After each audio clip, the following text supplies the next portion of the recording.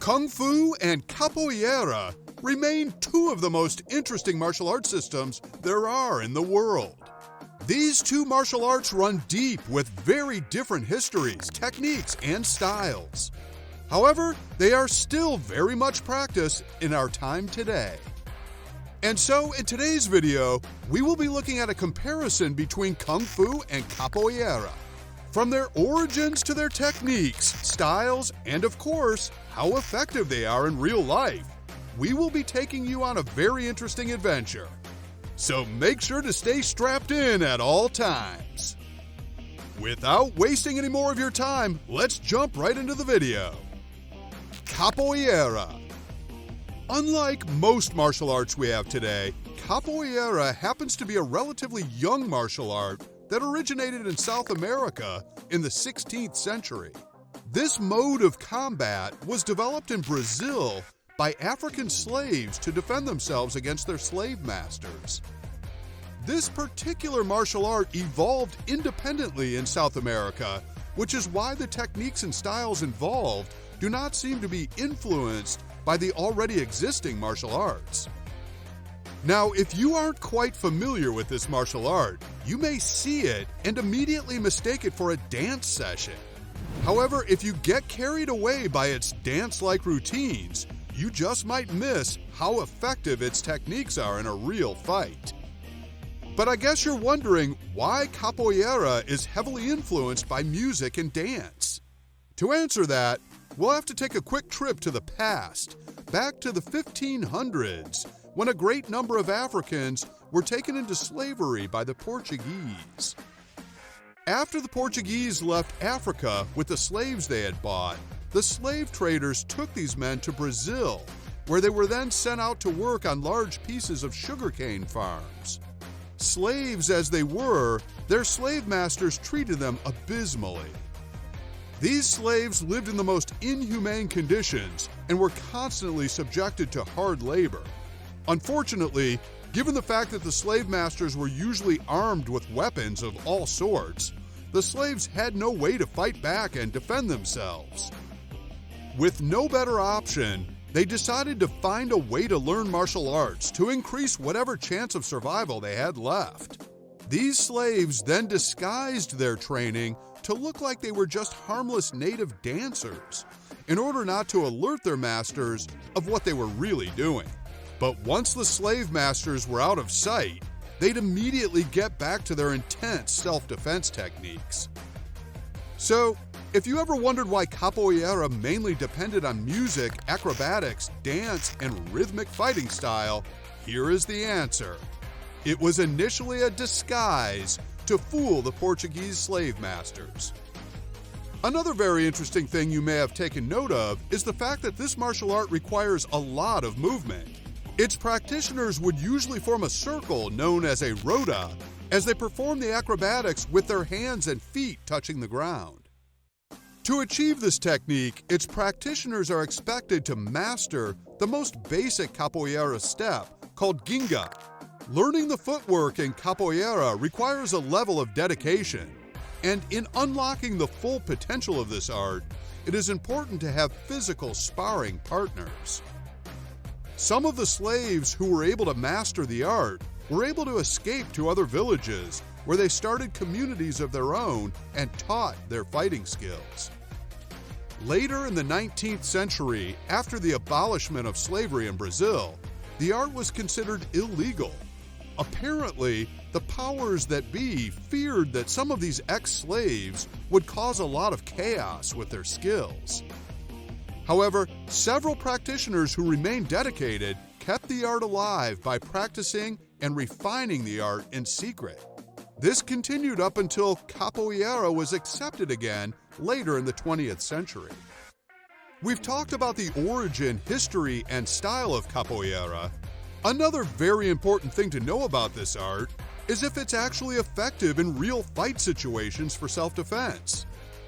Just like all other martial arts out there, the main aim behind capoeira was majorly for self-defense. But even more specifically, capoeira was developed by slaves who had been severely oppressed and wanted their freedom.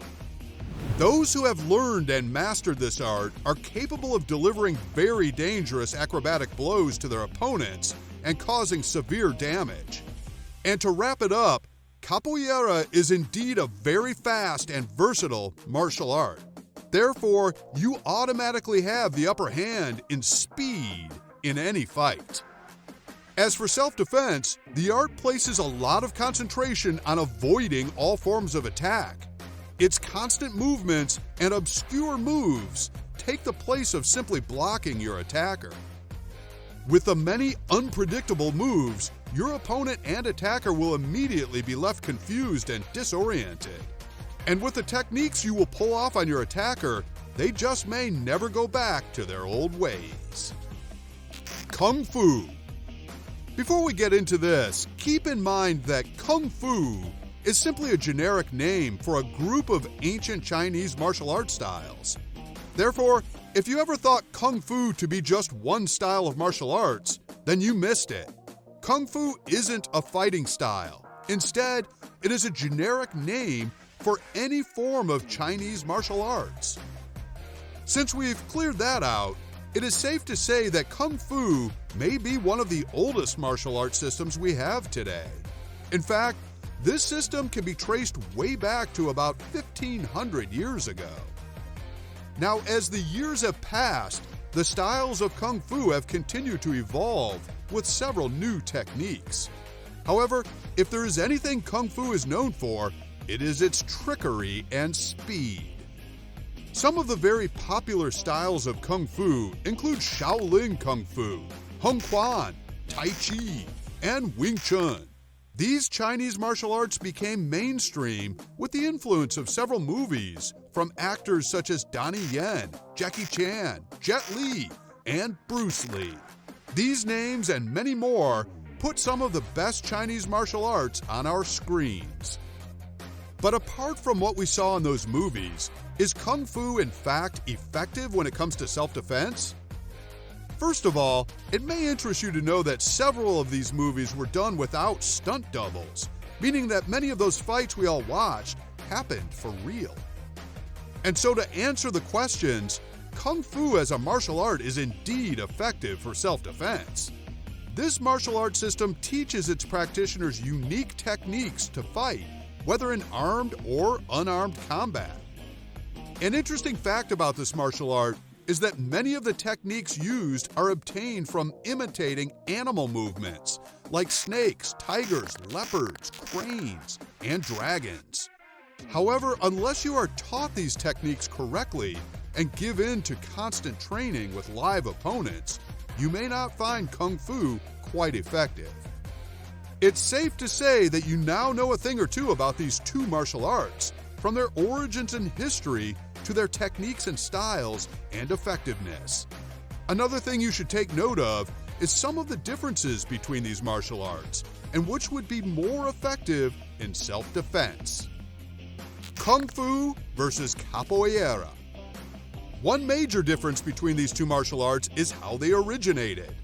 While Capoeira was developed independently in Brazil, Kung Fu was developed and continued to evolve over several centuries in ancient China. This already puts a strong contrast when it comes to techniques and styles. While on the one hand, Capoeira focuses on constant movements, Kung Fu teaches fixed stances that involve stability and kicks. That said, unlike Kung Fu, which became mainstream very early and has been very popular ever since, the case is quite different with Capoeira.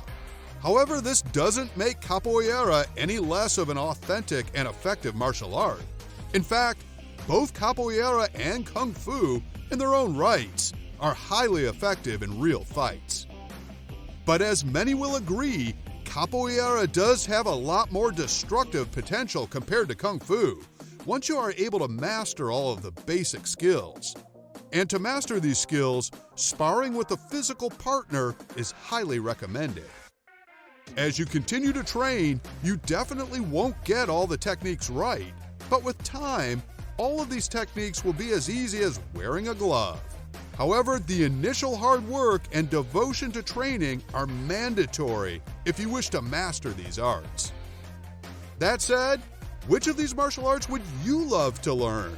Feel free to let us know in the comments section below. And if you are feeling generous, you can also tell us why you'd be choosing this martial art, or share your experience with us if you've ever tried either of these martial art forms. If you enjoyed this video, don't forget to give it a thumbs up. And if you are new around here and would love to enjoy more content like this, be sure to subscribe to the channel and ring the notification bell so you never miss another upload. Thanks very much for watching. We'll see you in the next video.